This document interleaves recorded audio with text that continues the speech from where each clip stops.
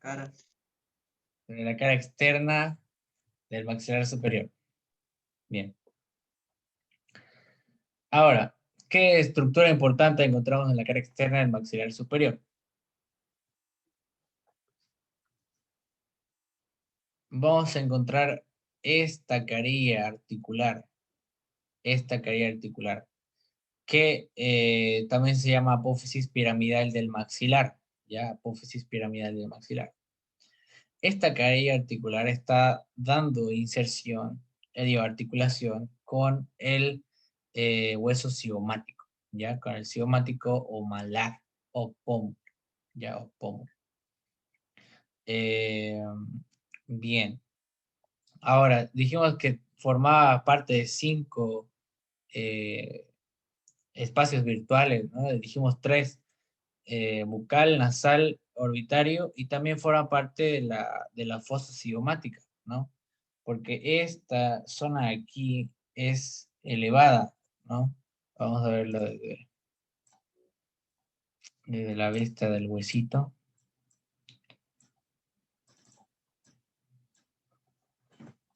Aquí. Fíjense. Todo este espacio aquí. Todo el espacio aquí es la fosa cigomática, ¿no? Entonces, el maxilar, aquí en su cara externa, está formando parte de esta, de esta cavidad o este espacio virtual, ¿no? Bien. Ahora,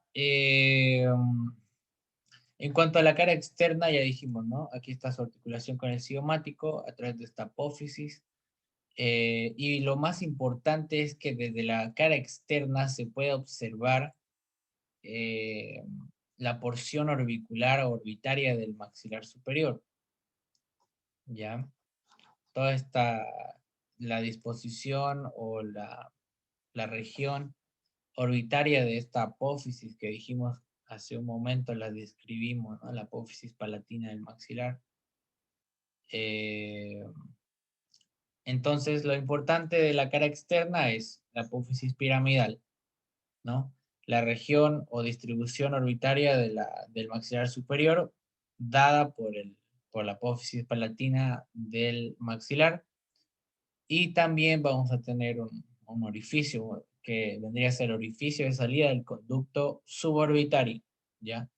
Orificio de salida del conducto suborbitario, que va a dar paso a vasos y nervios suborbitarios, ¿no? Es importante este lugar porque tengo entendido que aquí es donde eh, se realiza anestesia local para anestesiar parte de la cara. Y bueno, básicamente la eminencia de la saliencia de estos vasos y nervios, ¿no? Los vasos y nervios. Bien.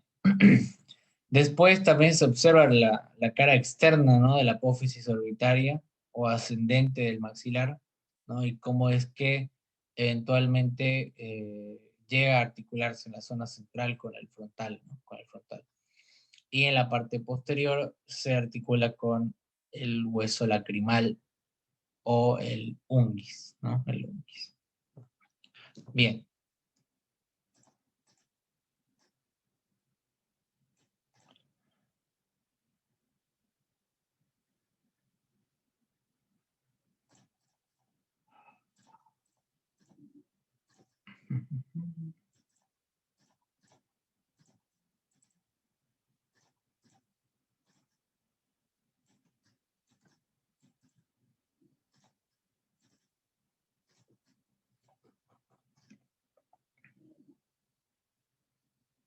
Bien, perfecto.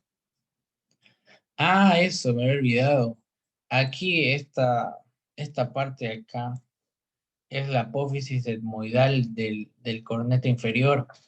No le dije que había el tipo de articulación que tenía el etmoides con el cornete inferior era a través de esas apófisis unciformes, ¿no? Que tenían forma como de tentáculo. Bueno, el tentáculo ese llega aquí, la apófisis unciformes, se articula aquí con la apófisis etmoidal del cornete inferior, ¿ya? Y de esa forma es como que lo está sosteniendo así, como que los tentáculos lo sostienen a ambos lados al cornete inferior, ¿no? Entonces estamos viendo la parte interna del maxilar superior, el antro, como les había mencionado. Y lo importante del antro, les dije que normalmente preguntan qué huesos tapan o están ocluyendo el antro de Higmore, ¿no? El antro del maxilar superior. En este caso está el cornete inferior y el palatino, ¿no? Y el palatino, formando parte de esta oclusión. Además que hay otras disposiciones anatómicas en que el lacrimal desciende un poco más desciende un poco más hacia la cavidad nasal y llega a ocluir parte del antro de Higmore, ¿no? Entonces se lo cuenta como hueso que ocluye esta entrada, ¿no? Bien, ¿qué más tenemos? Bueno, esta es una vista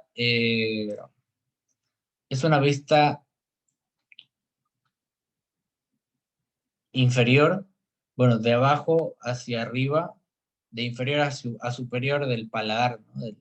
Del paladar duro que les dije hace un momento. Eh, Estamos observando la articulación que tiene el hueso palatino con la apófisis palatina del maxilar superior, ¿no? Entonces, obviamente todo esto está recubierto con mucosa bucal, ¿no? Con mucosa bucal, que eventualmente se va a continuar con las inserciones musculares, ¿no? Del paladar blando. Y aquí en la parte posterior, bueno, esto ya cuando veamos el palatino, pero ya aprovechando esta vista, en la zona medial, donde se articulan ambos palatinos, se forma la espina nasal posterior, ¿ya? Posterior. Ahí atrásito de la cavidad nasal, o también llamada en la zona de las coanas, ya, coanas, coanas. Bien. Ah, eso, me había olvidado, me había olvidado. El surco o canal bomeriano. Vamos a mantener esto. Cuando se, cuando se articula el maxilar del lado izquierdo con el lado derecho, forma un surco aquí en la zona medial. Ya forma un surco. Como que este lado da esta parte del surco y el otro lado da la otra parte, digamos, ¿no? Y en medio de este surco es donde descansa el bómer, ¿ya? Entonces se llama surco bomeriano, ¿ya? Surco bomeriano, canal bomeriano, que también lo va a formar el palatino un poco más atrás, ¿no? Un poco más atrás, aquí atrás, también lo termina básicamente el palatino, ¿no? Bien, perfecto. Después vamos a hablar del hueso malar cidiomático. La forma del hueso malar cidiomático tiene una forma romboidal, ¿no? Les había mencionado, romboidal casi estrellada, más o menos. La forma de estudiarlo del cidiomático es dividiéndolo, segmentándolo en dos triángulos, ¿no? Vamos a tener un triángulo posterior y un triángulo anterior, o también se llama triángulo posterior o temporal, ¿no? Que es el que se continúa con la apófisis cigomática del temporal y forma el arco cigomático, y el otro triángulo vendría a ser el triángulo anterior o maxilar, ¿ya? Triángulo anterior o maxilar. Entonces, como tiene forma romboidal, vamos a estudiarlo igual. a través de sus caras, ¿no? De sus caras y de sus bordes, ¿no? Entonces decimos que el cigomático tiene dos caras, tiene una cara interna, tiene una cara externa, tiene un borde superior, supero anterior y supero posterior, al igual que tiene un borde antero inferior y postero inferior. Bien, entonces, aquí al costado derecho estamos viendo la cara externa o anterior del hueso cigomático, ¿no? Y básicamente lo que se puede observar es regiones de inserción muscular, ¿no? El cigomático en la cara externa es convexo, ¿no? Es convexo, liso y ligeramente rugoso en la parte de su borde inferior, ¿no? Eh, Vamos a observar también que tiene un canal, ¿no? Canal cigomático que comunica con vasos sanguíneos de la cavidad orbitaria, ¿no? Todo esto es parte de la cavidad orbitaria, por si acaso, ¿no? Bien, después vamos a tener la inserción del cigomático mayor y cigomático menor, respectivamente, y es por eso que se llaman así, por eso se llaman cigomáticos, porque prestan inserción en el hueso cigomático, ¿no? En el hueso cigomático.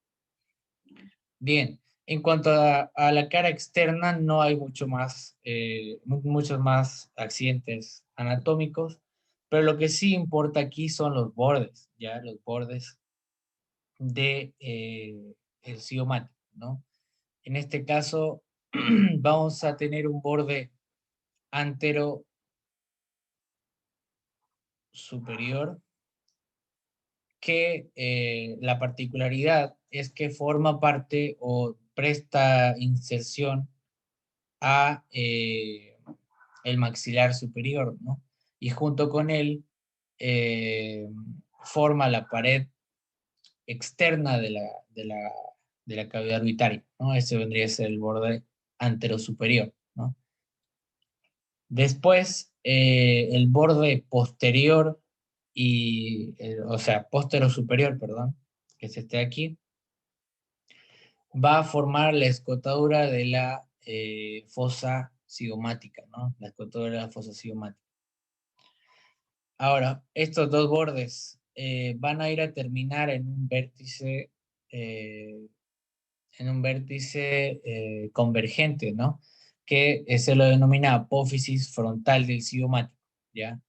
Apófisis frontal del cigomático. Esta apófisis frontal del cigomático se está articulando aquí en el extremo, la región externa de la arcada cigomática, ¿no? Aquí específicamente.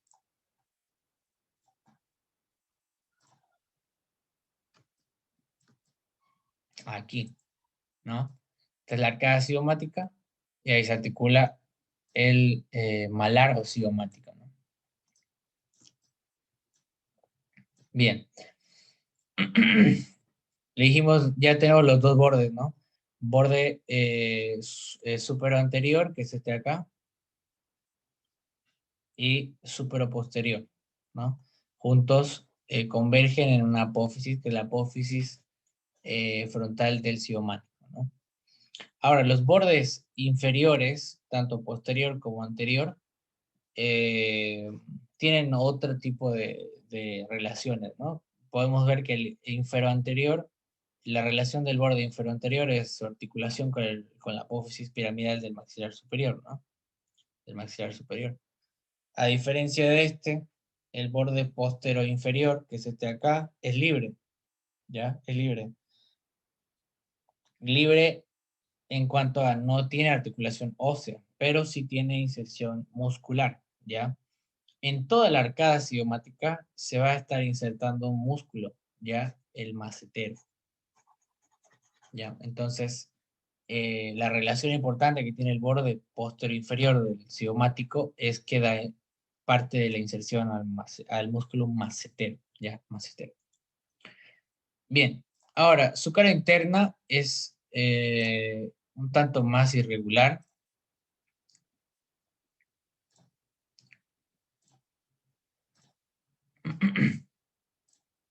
Aquí está viendo su cara interna. Aquí ya es donde cobra más sentido la segmentación por triángulos, ¿no?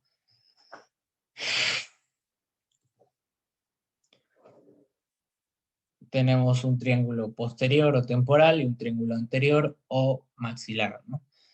El triángulo anterior básicamente está formado por la carilla articular con el maxilar, ¿no? Una carilla articular de forma triangular que va a ir a articularse con la apófisis piramidal del maxilar superior, ¿ya? Entonces, esta es la parte más importante del triángulo maxilar, ¿no?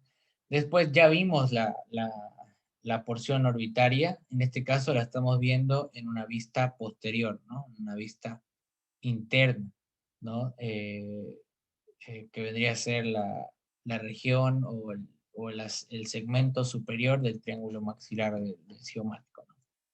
Esta parte de aquí. Después, en la vista interna de la apófisis frontal del cigomático, vemos que también tiene una zona anfractuosa y articular, pero que no es superior, o sea, no está en la punta, sino en la parte posterior, ¿no? Como en la espalda, en el dorso de esta apófisis. En este caso es una carilla articular para el esfenoides, ¿no? Para el esfenoides. Bien. Después, el triángulo temporal o posterior es libre, ya es libre. Básicamente, lo único que se rescata del triángulo temporal es que a través de este espacio es por donde está transcurriendo el músculo temporal, ¿no? El músculo temporal que viene desde su inserción parietal a ambos lados y desciende a través de la fosa temporal y la fosa cigomática. Aquí está la inserción del macetero que les había mencionado antes. Se inserta en la cara interna de esta apófisis. Bueno, me olvidaba, ¿no? De la apófisis temporal del cigomático, que ya dijimos qué es lo que forma, ¿no?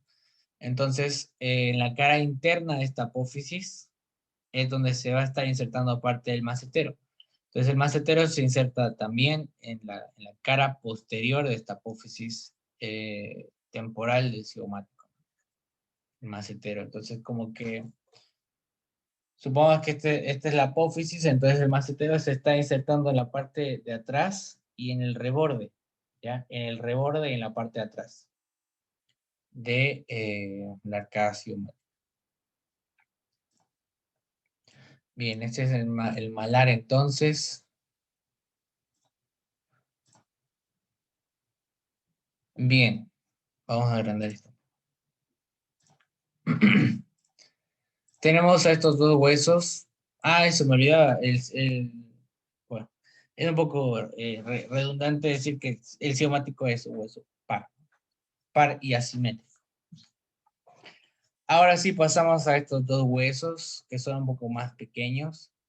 Tenemos a los huesos propios de la nariz por un lado y al hueso lagrimal o unguis. Unguis. Bien. Huesos propios de la nariz. Disposición es un hueso rectangular. Ya rectangular, tiene un borde superior, inferior, un borde externo, en este caso sería posterior, y un borde interno, ya, un borde interno. Bien, tiene dos caras, tiene una cara anterior y una cara interna, ¿no? O posterior. Ahora, estos huesos propios de la nariz, ya dijimos dónde se insertan. Su inserción principal es en el borde superior, ¿no? Se llegan a articularse, perdón, llegan a articularse con la espina nasal superior o espina nasal del frontal, ¿no? Esta es frontal. Eso en cuanto a su borde superior. Es anfractuoso y se articula con el frontal, básicamente. El borde interno es un poco más sencillo. El borde interno solamente presta inserción, o digo, articulación con su homólogo contralateral, ¿no? El borde posterior es importante porque articula con la lámina papirácea del etmoides, ¿no? Todo esto es el lagrimal. Todo esto es el lagrimal. Digo, perdón, estamos en el nasal, me, me confundí. El borde posterior articula con la apófisis ascendente u orbitaria del maxilar superior. ¿Ya? Maxilar superior. Entonces, borde interno con su nasal homólogo contralateral, ¿no? Borde superior con el frontal, el borde posterior con el maxilar y el borde inferior va a estar articulándose con los cartílagos laterales de la cavidad nasal, bueno, ya vendría a ser de la nariz, básicamente, no de la nariz. Bien. Ahora, en cuanto a su cara externa, la, la parte más importante es su orificio nutricio, ¿no? Del hueso nasal. Y hay una escotadura aquí en la parte del borde inferior que va a dar paso a vasos nasales, a arterias nasales menores, ¿no? Arterias nasales menores. Su cara interna, aquí están los cartílagos, sí, me olvidé que le había puesto. Cartílagos laterales, ¿no? Después el septum está abajo y el cartílago alar llega a articularse también con los cartílagos laterales, ¿no? El cartílago alar que le da forma a las fosas nasales, ¿no? Las fosas nasales. Bien.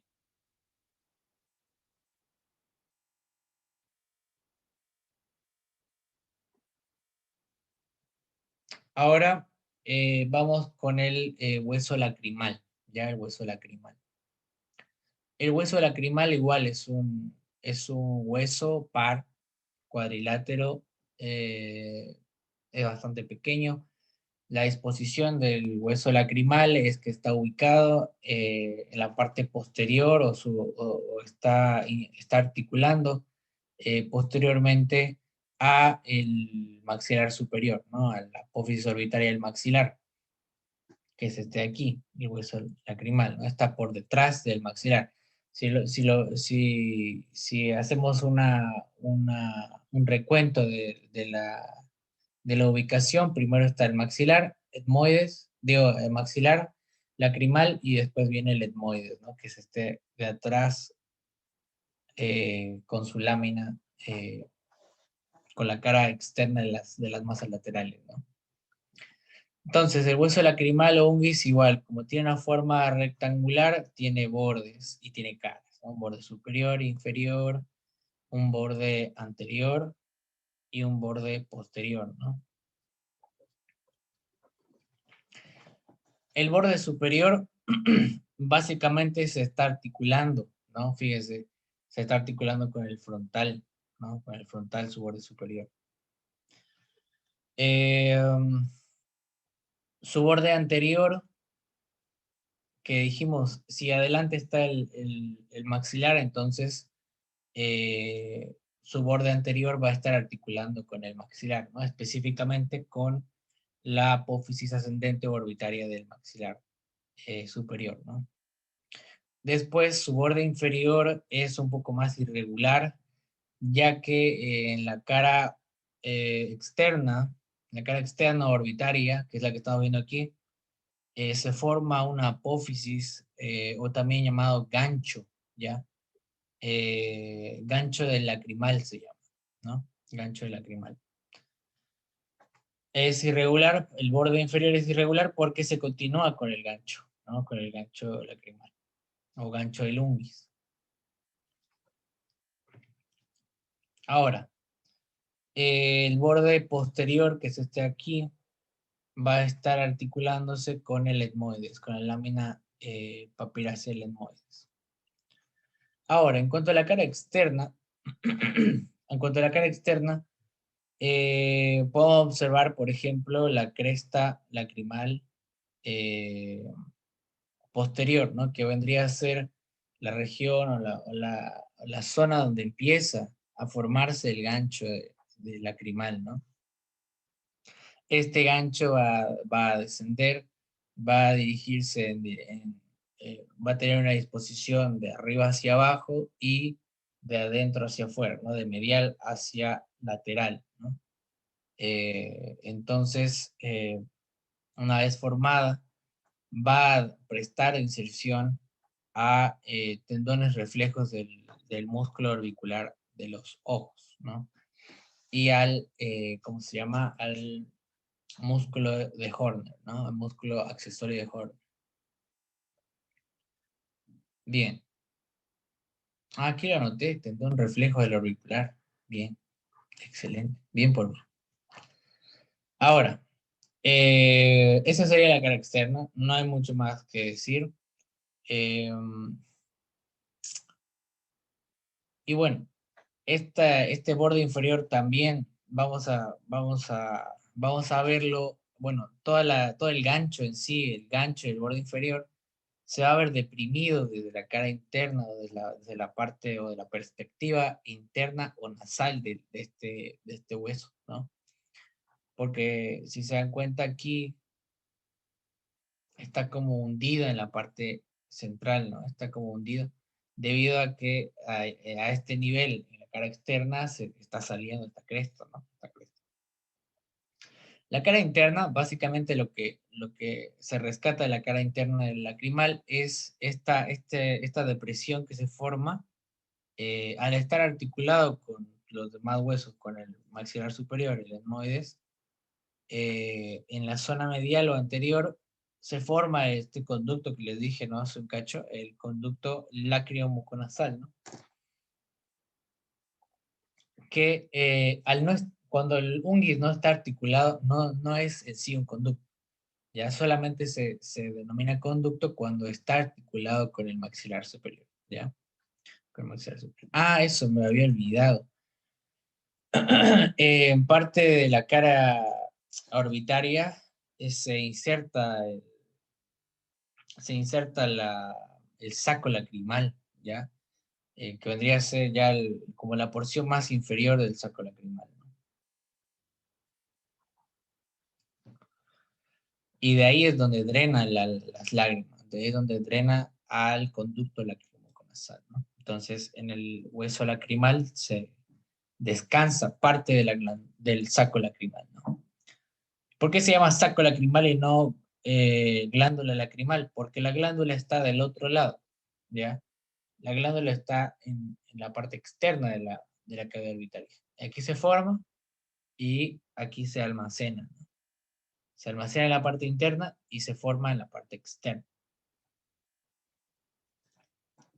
Bien.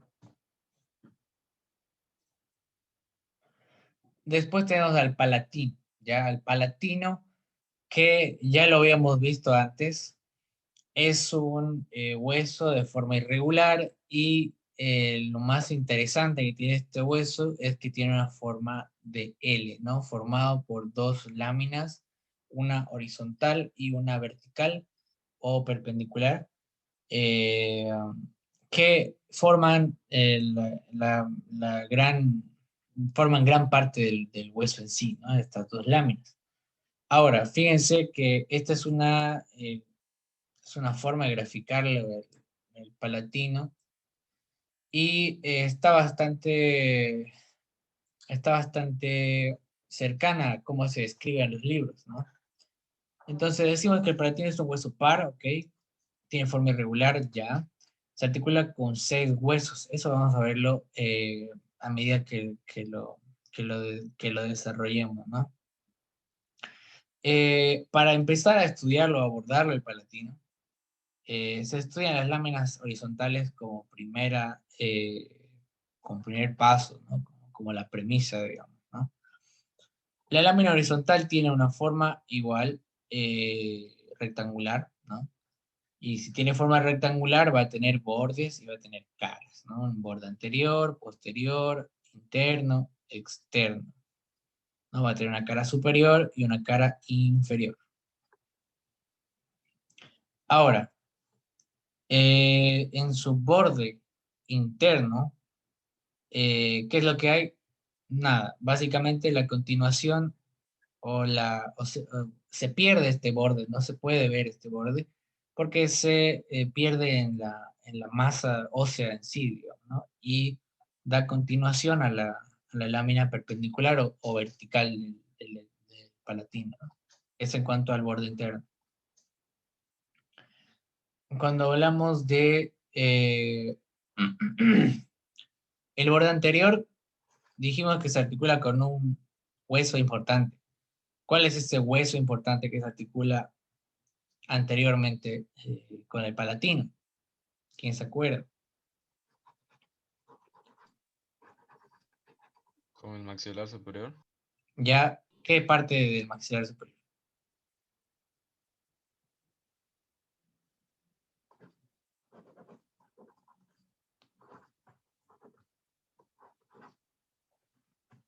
Dijimos, ¿qué forma tiene el maxilar? Tiene Ah, forma cuadrilátera, ¿no ves? Pero tiene una plataforma, ¿no ves? ¿Cómo se llama esta plataforma? Le dijimos hace un cacho.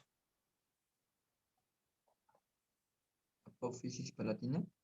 Ya, apófisis palatina del maxilar. Bien, apófisis palatina del maxilar. Esta apófisis palatina también les dije, tiene forma cuadrilátera, ¿no? Y en el borde posterior se está articulando con un hueso. Y ese hueso es este, el palatino, ¿ya? Entonces aquí adelante se está continuando todo lo que es el paladar duro, ¿no? El paladar óseo. Acá está el maxilar superior. Bien, perfecto. Entonces ya le dimos un check al borde anterior, interno. Nos falta el externo. Digo, este es el externo, perdón. ¿Por qué no me corrigieron, señores? Tienen que estar atentos. Este es el externo. ¿Por qué este es el externo? A ver, les voy a preguntar.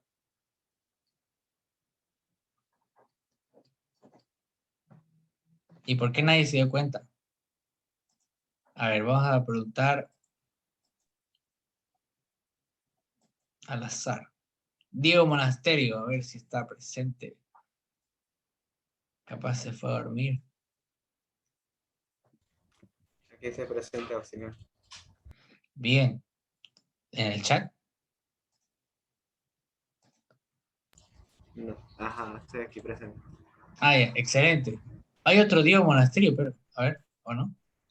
Es mi otro dispositivo, auxiliar. Ah, ya, ya. Es que es porque sí. Ah, disculpa, perdón, perdón. Mala mía, mala mía. Bien, ¿por qué este es el borde externo? Así a simple vista.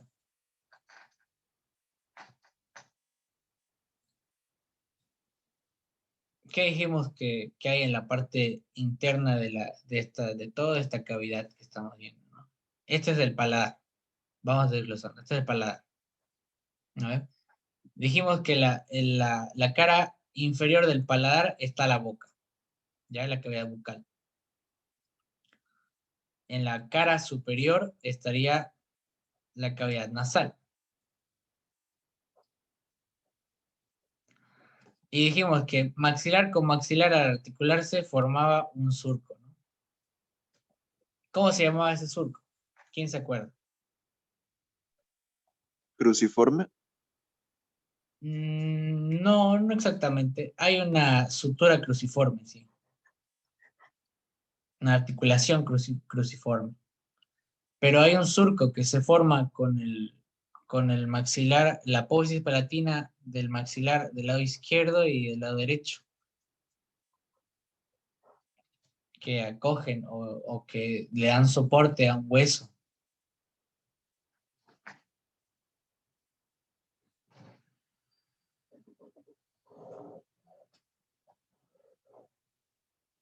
¿Le dan soporte a un hueso, dijo? Sí, No tiene nada que ver, perdón. ahí descansa un hueso, en ese surco. Surco canal bomeriano, excelente, digo, excelente. Surco canal bomeriano. Aquí está el bomber. Entonces, ya ubicándonos anatómicamente entendemos que el borde que les dije que se pierde con la masa ósea en sí, es el externo, ya no el interno. Yo me equivoqué. Pero les aclaro este punto, ¿ya? ¿Y por qué este es el interno? Porque aquí en la parte medial, todo lo que es medial, estaría el tabique, ¿no? Parte del vómer igual descansa aquí en el etmoides, digo, en el palatino, ¿no? Porque el palatino también forma este surco, ya el surco vomeriano también lo forma el palatino en su borde interno, Entonces ya lo vimos el interno, el externo, el anterior, falta el posterior, uno de sus compañeros está entrando ahora. Y volvamos a volver. El borde posterior,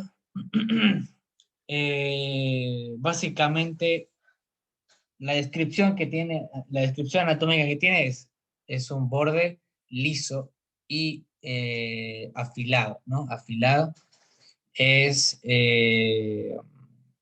curvilíneo y en la zona central o en la parte medial termina con una eminencia, ¿no? Con una hemiespina, ya, hemiespina. ¿Qué significa hemiespina? Significa que necesita otra parte para formar en sí la espina, ya que sería la espina nasal posterior. Aquí está. Espina nasal posterior. Esta hemiespina, cuando se articula con su homólogo, o sea, el palatino del otro lado, es cuando se forma en sí la espina, ¿no? Pero por sí solo no. Hicimos una cosa.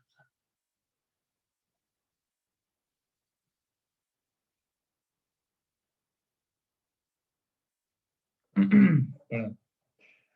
Bien, esa sería la lámina horizontal del palatino, básicamente. No es tan complicada para recordar, ¿no? Ahora, el otro estudio, o sea, la otra parte, el otro bloque de estudio del palatino es la lámina vertical o, claro, vertical del palatino, ¿no? O perpendicular, esa era la palabra perpendicular, no me sale la palabra perpendicular, no me acuerdo. Bien, esta lámina perpendicular igual tiene una morfología parecida, ¿no? Igual es rectangular, ¿no? Y lo mismo, aplicas lo mismo. Cuando ustedes encuentran la forma del hueso, ya es más fácil desglosarlo de a poco, ¿no? Si se dan cuenta. Entonces, si yo les digo, tienen forma rectangular, entonces ya vamos a empezar a ver y recordar parte por parte, ¿no? El borde, la cara interna, cara externa, borde superior, inferior, posterior, anterior, etc. Bien, vamos a volver en un minuto y su amigo Heider va a poder entrar finalmente.